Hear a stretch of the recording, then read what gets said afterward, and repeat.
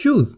What's the big deal with shoes? You know shoes, right? The item that protects and comforts our weird hand counterparts we call feet, while us humans do crazy silly activities like walking, running, dancing, lifting, kicking, landing on the moon, throwing them at public speakers we disagree with, skiing, scuba diving, and pretty much anything we humans can do, with few exceptions, I guess. Basically, shoes have been our besties ever since some dude in the Ice Age first came up with its idea. Oh, ow, ow, ouch, huh, ouch, huh, ow. Man, I need something to protect my feet.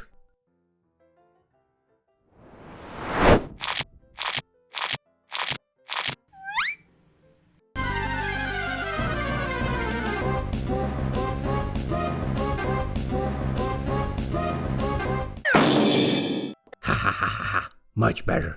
When it comes to selecting shoes, my shoe of choices are boots, more specifically my Timberlands, which I wear to literally any place that isn't home, with the exception of gym. I have a fancy pair of athletic wear for that to give me the illusion of being athletic and stuff and complete my gym experience, which is probably why we have them, I guess. But for everything else, the Tims. I've worn my Tims to the point where I don't care if they break or tear or malfunction or whatever else happens when a shoe dies. But as long as they don't, I'm wearing them for life. I suppose you can say that I'm in the fourth stage of my shoe experience. The first one being the perfect match. When you walk into a store, buy the shoe you just fell in love with,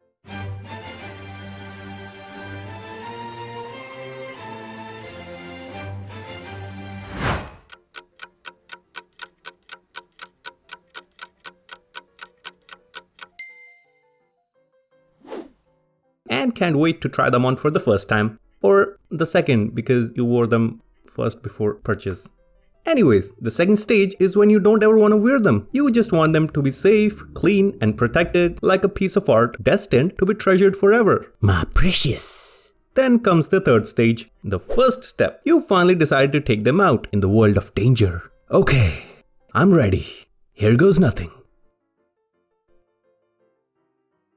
It's one small step for man, one giant leap for mankind. So you walk around like you're walking on moon because you want your first step to be exactly parallel to the ground when you place it and not at an angle because that would rub off the edge of the shoe and spoil its brand new sharpness. Hey, look at that! I made it! Now one of these days, you're at a public gathering, chilling with your friends, minding your business, and some guy just accidentally steps on your shoe and you just die a little. What just happened? This isn't happening. This is a dream. My shoe. No, my shoe. My shoe is still in a perfect condition. Don't wake me up. But of course the other person most likely understands the seriousness of stepping on somebody's new shoe and gives you the most heartfelt apology. So instead of going like this,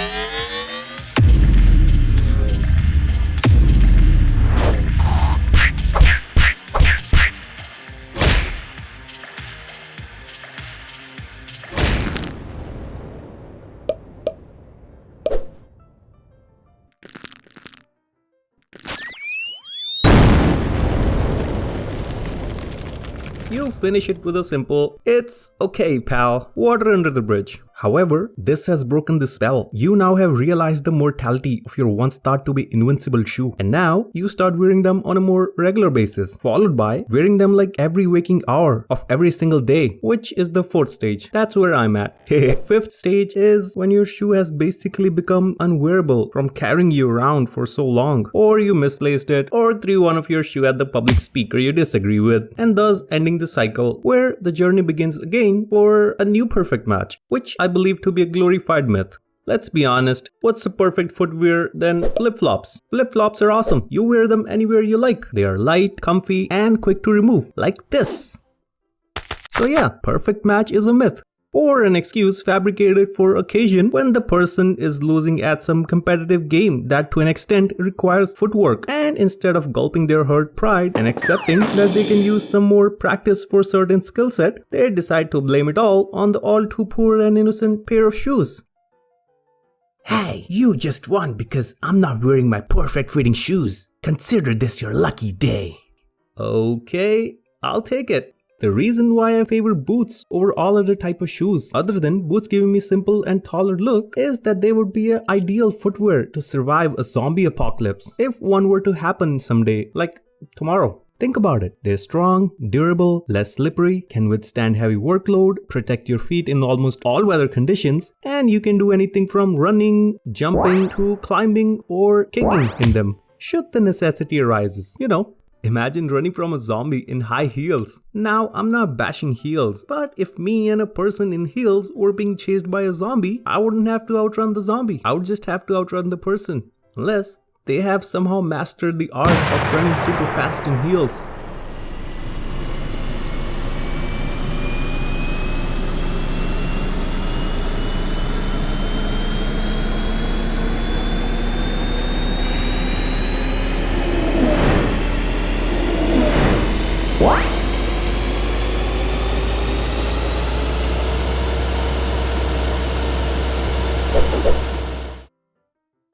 Then I better run fast as well. But credit has to be given where it's due. Mad respect for the girls who can walk and rock the heels. Then there's the sneaker collecting culture, which I only just found out about in recent few years, because apparently I live under a rock. So years before that, when I bought my first pair of sneakers, which cost me about 200, and days later found another sneaker that looked exactly like mine for 50, I was rightfully confused. Hey man, I just bought these for 200 from another store. How come they're at 50 here? Oh, did you buy the new Red Kicks? Dope. Yeah, they volume 2, man. They're like a sequel to this. So they are different shoes? Nah, they the same. Just a different color and the volume 2. Okay. I totally get the price difference was because of color and new name, but the design was still the same. And all I'm saying is, had I known there exists an exact same shoe for less than half the price, but in a different color, I probably would have made some contrary decisions. I think the first time I ever came anywhere close to sneaker culture was while watching wrestling back in the days. By the way, I love watching wrestling. That's all I do when I'm not animating. And there is this super fearless dude in there, Shane O'Mac, who's not really a wrestler, but he still does some pretty high risk moves, like jumping off of high places while wearing and showing off his cool new shoes. Jumping off of some more high places. And showing off some more cool new shoes. Yeah, that is pretty much an actual description of his fearless man who jumps off of things while wearing cool new shoes every time. And that's what made me a fan of his. Then I found out a lot of people likes collecting shoes and display them on walls like trophies called sneakerheads. Wait, so he buys shoes just for the sake of collecting them? Yep, he's a sneakerhead with a ridiculously huge collection of awesome shoes. I have a friend who's a sneakerhead. We'll call him Ann. Ann is a great guy, and we've been friends for as long as I can remember. And if you want to see him lit up like a 5-year-old, just ask him about his sneakers. Hey Ann, where's your sneaker collecting game at, bruh? Oh man, other than a few beers, my collection game is on fire. I got Lightbone, few retros, Concord, Vapor Max, Hyperdunks, Blazer Mitts, Cactus Jack, Black Cement, and not to forget my precious Yeezys. But check this out, the new infrared just dropped in store, and this time I'm gonna double up because those are my personal grail, man. One pair for the rockin' and one pair for the display. Gotta make sure I keep them clean, right? Oh yeah, totally. Yep.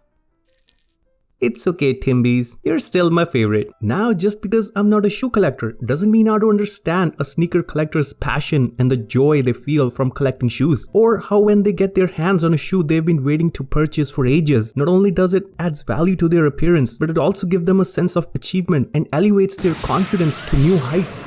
So if you're a sneakerhead or a shoe collector, follow your passion, take pride in it, and don't let people tell you otherwise. It's your money and it's your shoe collection, bruh. Plus, it's fun collecting things. We all have different reasons for buying shoes. As a kid growing up, I would use my shoes and some roller skates I had at home from my older sister as race cars for my action figures. Oh yeah, I guess that felt like a more suitable use for shoe to me than wearing them. Plus, it was much more fun playing with shoes than just wearing them and sitting around, dangling them.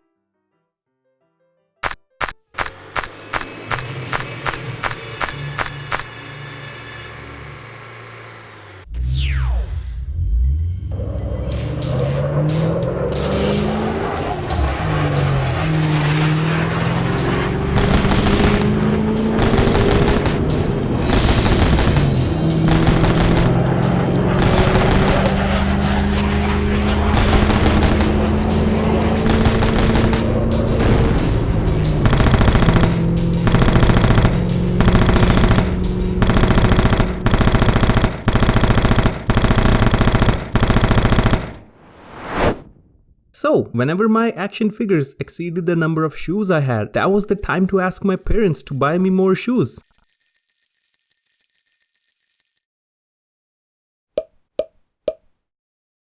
Even though no single piece of clothing or gadget can truly decide a person's nature or identity, I believe a shoe does influence your walking style and body language, which furthermore, to some extent, dictates your first impression and personality. So yes, shoes are a big deal because they are your travel buddies throughout your worldly explorations and in all other walks of life.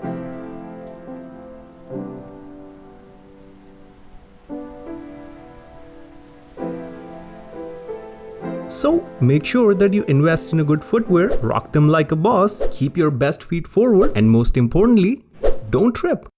Later.